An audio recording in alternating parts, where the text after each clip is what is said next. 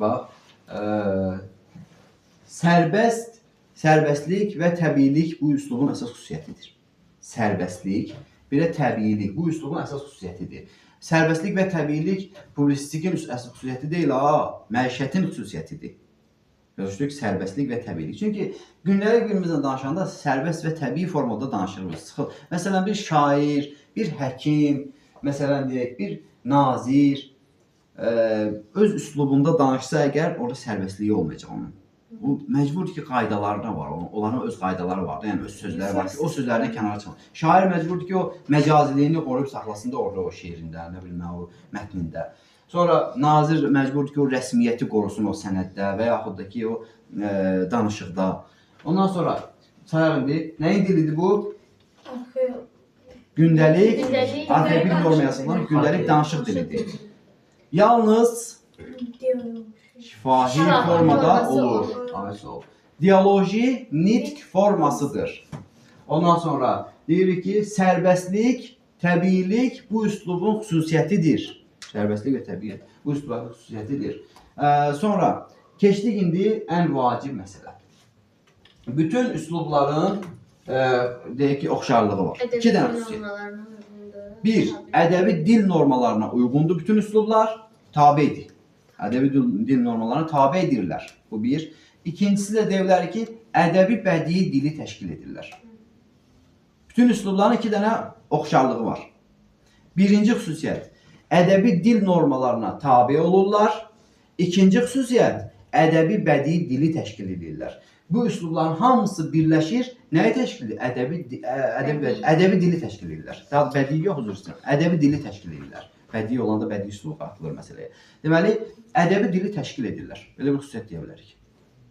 Bütün üslublar nəyə tabi edirlər? Ədəbi dil normalarına tabi edirlər. Hansı normalar var? Fonetik, leksik, qrammatik norma onun sinif mövzularındadır. 3 dənə norma var ki, məsələn, məişət üslubunda olan da məcburdur ki, o normalara riayət eləsin. Leksik norma pozuntusu deyəndə məsələn, mən hansı düşünürəm? Məcazilik norma pozuntusu sayılmır. Norma dərsi ayrı məsələdir. Amma deyirəm, norma pozuntusu deyil. Deməli, bütün üslubların oxşar cəhəti nədir dünya? Ədəbi dil normalarına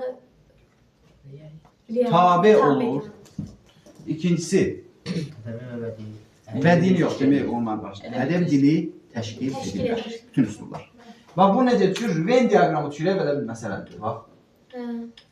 Məsələn, buraya yazılıb əsas mətin, buraya yazılıb çərçivə mətin. Burada yazdıq bunu, məsələn, buraya yazılıb bədiidir, buradakı bu əsas mətnimiz. Burada balaca bir mətin veriblər 9-cu sualda, nə 5-ci sualda. Buraya yazılıb elmi ya məişətdir. Əgər tələffüz formasındadsa, yəni diyaloji nitqsə, necəsən, nə var, nə yox, evdə nə xəbər var, belə bir mətnimizə balaca. Məişət üslubdadır. Deməli, bunu sən götürdün buradan məişət, buraya yazdın məişət. Bunu yazdın. Buraya yazdın ki, bədiidir axı. Nə yazacağım bədii üçün bura? Ən qədim üslubdur. Nəyin dilidir, onu yazmaq lazımdır. Nəzm, nəsr və dramaturgiya bədii əsərlərin dilidir. Nəzm, nəsr və dramaturgiya dili formasına təzahür eləyir. Obrazlılıq, bu üslub obrazlıq olur.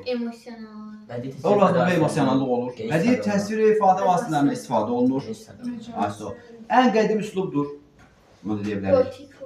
Söz poetik funksiya daşıyır burada. Onları simvolizmdən istifadə olunur. Burada bir sənə sizdən lazımdır. Maksimum 2 dənə. Bu vaxtda kimi 3 dənə rasmı gəlmir ki, 3 dənə xüsusiyyət var. 2 dənə, maksimum 2 dənə. 3 dənə yazanda bal kəsilir.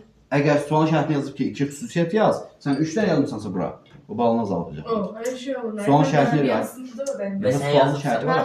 Xüsusiyyətlər yazıbsa, onu da söyləməlisən. Onu da yaza bilərsən. Amma nəyə ehtiyac var ki, vaxtın çoxdur mu yazırsan? Yox, mən bir dənə yazdım. Vaxtın çoxsa yaz, otur yazılır üçün bekar dənmir. Bir dənə də səhv edə arada, o artıq yazdıqlarını. Buraya yazıcı, qulaq, nəyin dilidir məişət üslubu? Mənim xat dilinin qayda yasalmış forması. Gündəlik danışıq dilidir məişət üslubu. Mən elə yazıb axı məndə. Nə yazıb? Səbra, gündəlik xalq dilinin qaydaya salınmış forması. Ayaq, mən nəyin dilidir deyirəm, Nəyin dilidir? Məşhur üslub nəyin dilidir? Xalq dili. Xalq dili deyəsən, səhv olacaq. Gündəlik danışıq dilidir deyəcəksən. Məmmətin yazaldı. Yaxşı, oxşar cəhətlərini kim deyər oxşar cəhətlərini? Bədii Başlıca ədəbi bədii dil normalarına tabedir. Ədəbi dil normu. Bədii dil Bədii təşkil dil. edir. Obraz. Bədii təşkil Yox, çox Bədii aşağı dil olur. təşkil edir. Ədəbi dili təşkil edirlər. Bax. Deməli bütün üslubların 2 dənə oxşar cəhəti var. Ədəbi dil təşkil edir. Ədəbi dili təşkil edirlər. Ədəbi dil dil normalarına tabedir. Tabe olurlar və tabe edirlər. Harbi istəyir. İndi gələn dəfə bunları öyrənəcəksiniz xüsusiyyətlər, hə? İnşallah. Dünya sən bir dəfə öyrənməmişdin ha bunları yazmayı. İndi gələn dəfə baxacağam. Sırf sənə deyəcəm yaz. Çıxar dəftərə yaz gün Hə, vurdu. yazdım şifahi soruş.